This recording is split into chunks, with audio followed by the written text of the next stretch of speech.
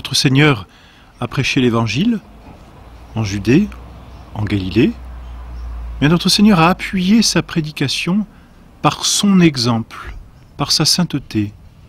Là où il dit des pharisiens, faites ce qu'ils disent, mais ne faites pas ce qu'ils font, notre Seigneur, lui, nous donne l'exemple tout inverse. Faites ce que je dis, ce qui revient à dire, faites ce que je fais. Parce que notre Seigneur a pratiqué la sainteté pour être pour nous un exemple. Non seulement sa doctrine est sainte, sa doctrine est parfaite, mais cette doctrine, il l'a appuyée par une vie absolument merveilleuse qui ne peut qu'attirer à lui. Et on sait combien notre Seigneur attirait à lui. Il était le plus beau des enfants des hommes, a prophétisé Isaïe.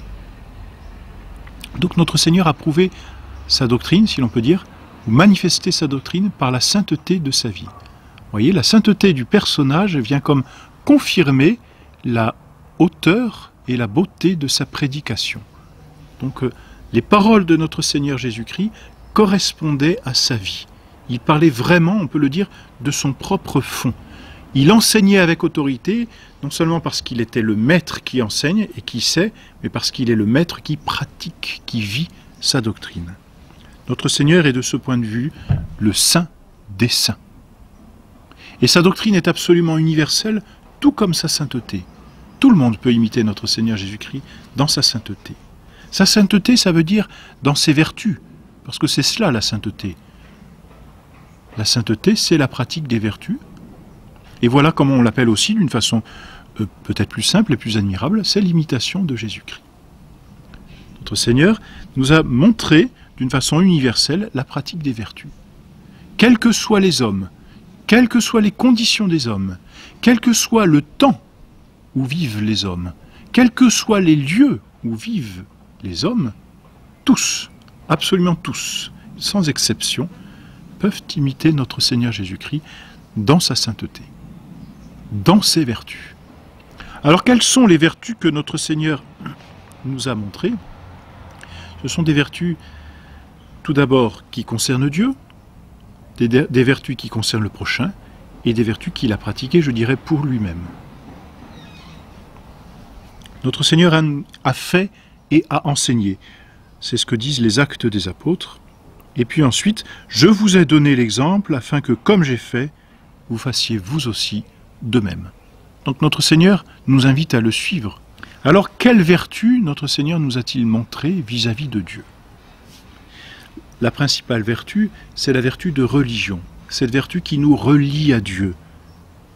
Et notre Seigneur le dit, il faut que je m'emploie aux affaires de mon Père.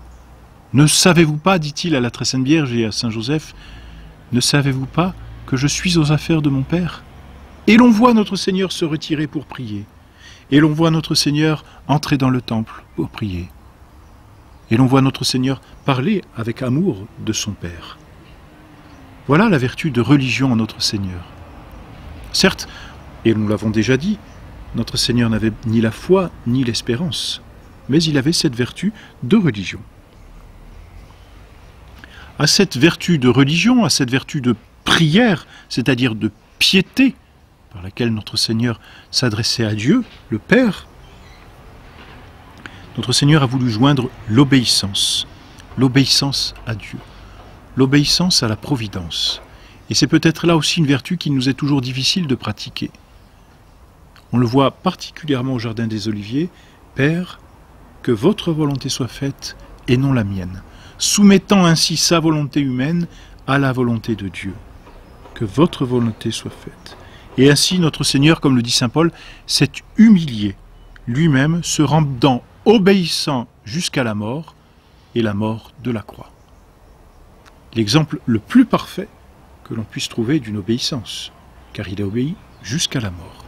Non pas jusqu'à la mort dans le temps, mais il a obéi jusqu'à accepter le genre de mort qui lui était donné.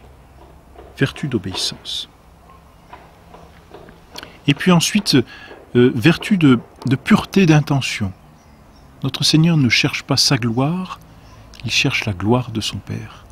Notre Seigneur n'agit pas pour lui, il agit toujours pour son Père. Ce sont les œuvres du Père qu'il fait. C'est toujours pour rendre gloire à Dieu. C'est encore une façon de vivre la vertu de religion. Mais aucun orgueil dans la vie de notre Seigneur Jésus-Christ, justement. Toujours cette pureté d'intention de tout rapporter à Dieu. Voilà les grandes vertus que notre Seigneur nous manifeste, nous donne en exemple par rapport à Dieu et que nous devons imiter.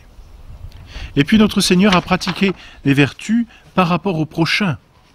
Non seulement, bien sûr, il nous en a donné l'exemple, on pense à la parabole du bon samaritain qui lui s'arrête voyant sur le bord du chemin un pauvre qui a été complètement dépouillé de ses biens et qui se trouve rejeté, malade, fatigué. Donc notre Seigneur nous en donne la parabole, la doctrine, mais il le fait aussi, il le montre par l'exemple. Notre Seigneur a été d'une bienveillance. Tout le monde a pu approcher de notre Seigneur. Il l'a dit, c'est sûr, « Venez à moi, vous tous qui souffrez, et je vous soulagerai. » Mais non seulement il l'a dit, et il l'a fait.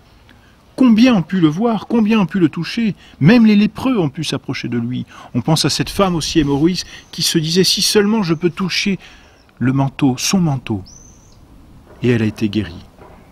Notre Seigneur a été d'une grande bienveillance pour tous les gens. Pour les grands, mais pour les humbles.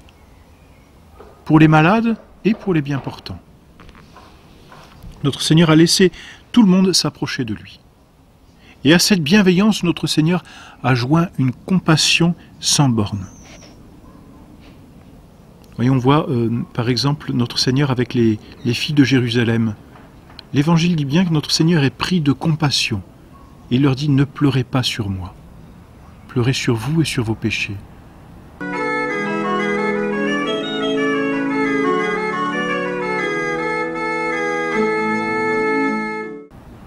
On voit notre Seigneur pris de compassion et ému lorsque il assiste à l'enterrement de l'enfant de la veuve de Naïm. Cette pauvre femme qui est déjà veuve et qui a un seul fils, un fils unique, elle part l'enterrer. Il est mort. Et notre Seigneur voit la douleur de cette femme et il est ému de compassion. Notre Seigneur a éprouvé cette compassion au sens étymologique, c'est-à-dire cum patere, il a souffert avec. Il a voulu souffrir dans son âme ce que les autres ont souffert. Et ainsi, à cette compassion et à cette bienveillance, il a ajouté un dévouement sans borne. C'est saint Paul d'ailleurs qui le dit, « Il m'a aimé et s'est livré pour moi ». Mais on le voit par exemple à la Sainte Seine où notre Seigneur va laver les pieds de ses apôtres. Notre Seigneur se dévoue jusqu'au bout. Grande dévotion, grande générosité. Voilà donc l'exemple que notre Seigneur nous laisse de vertu pour le prochain, vis-à-vis du prochain. Et puis enfin, notre Seigneur nous montre l'exemple, je dirais, de vertus peut-être plus personnelles, qui ont toujours, ces vertus ont toujours un rayonnement autour de nous, mais elles nous concernent davantage. Par exemple, la vertu de prudence, ou la vertu de simplicité. Notre Seigneur dit, soyez simples comme des colombes, mais on le voit aussi, notre Seigneur, d'une grande simplicité. On voit souvent dans l'Évangile les pharisiens qui s'approchent de lui, qui essayent de le tenter, de le piéger, et de se dire, bon, allez, on lui tend un dernier piège, et il devrait y tomber. Et notre Seigneur, avec toujours cette plus grande simplicité, sort de ces pièges. Lui qui n'a jamais péché, justement, il connaît cette simplicité divine. Eh oui, par exemple, devant la femme adultère, cette femme est prise en flagrant délit d'adultère. La loi le dit clairement, elle doit être lapidée. Bon, eh ben on va l'amener à notre Seigneur, puisque notre Seigneur est bienveillant, puisque notre Seigneur est compatissant. On apporte la femme adultère. De deux choses l'une. Ou notre Seigneur se renie, il n'est pas compatissant, mais il obéit à la loi, et il la lapide, mais dans ce cas, il se renie.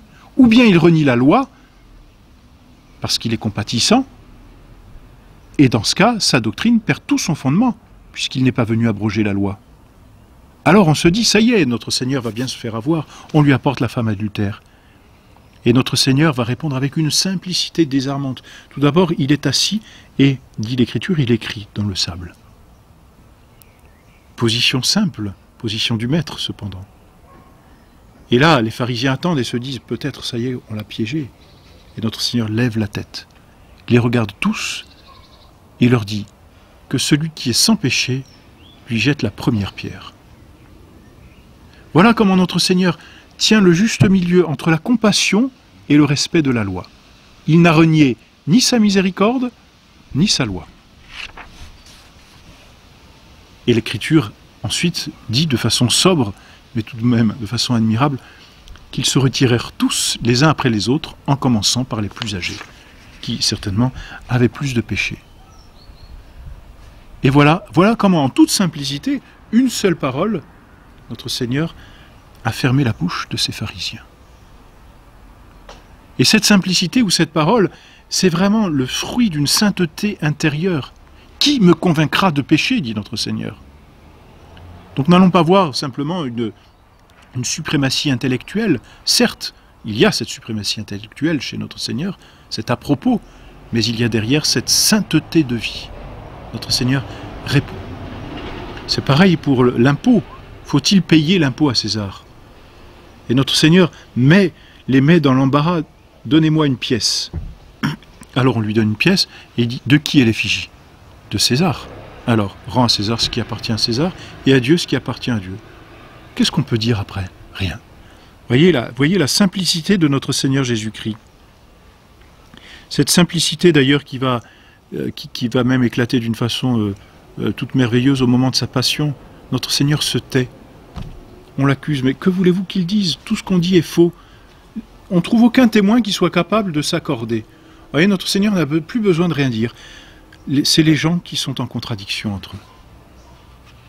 Quand il répond au grand prêtre, n'est-ce pas, un serviteur vient souffleter notre Seigneur Jésus-Christ. Et là, en toute simplicité, notre Seigneur le regarde et lui dit, « Si j'ai mal parlé, dis-moi ce que j'ai mal dit, mais si j'ai bien parlé, pourquoi me frappes-tu » On peut bien penser que le serviteur est parti la tête basse, se faire oublier. C'est là le fruit d'une sainteté intérieure, d'une simplicité et même d'une grande prudence de la part de notre Seigneur Jésus-Christ. Et en même temps, cette simplicité, elle apparaît parce que notre Seigneur dit « Laissez venir à moi les petits-enfants. Le royaume des cieux ressemble à ces petits-enfants. Or, la vertu des enfants, c'est la simplicité. » Voilà la vertu de notre Seigneur. Bon, on connaît aussi la patience de notre Seigneur, qui a supporté. Patience vient du mot latin patir, qui signifie souffrir, justement. Et notre Seigneur a souffert ses contemporains, et on peut bien dire qu'il continue de nous souffrir aussi, mais avec quelle patience, jusqu'à la mort, et la mort sur la croix, notre Seigneur a tout souffert. Le détachement des biens de ce monde, voilà, notre Seigneur nous enseigne la pauvreté, par sa naissance, certainement, mais aussi par sa vie. Le Fils de l'homme n'a pas une pierre où reposer la tête. Voyez, et il enseigne cette simplicité. Les oiseaux et les lys des champs ne sèment ni ne moissonnent. À combien plus forte raison, votre Père qui est dans les cieux prendra-t-il soin de vous? Et notre Seigneur l'a pratiqué, il n'avait ni or ni argent. Sa doctrine et sa sainteté en tenaient lieu, c'est certain. Et puis sa mortification, notre Seigneur nous donne l'exemple, et on l'a vu dans une leçon précédente, par son jeûne dans le désert, notre Seigneur nous donne l'exemple d'une grande mortification, qu'il a pratiquée lui-même, d'une grande austérité. Voilà donc comment notre Seigneur, à sa doctrine, ajoute la sainteté merveilleuse de sa vie, qui vient comme appuyer sa doctrine.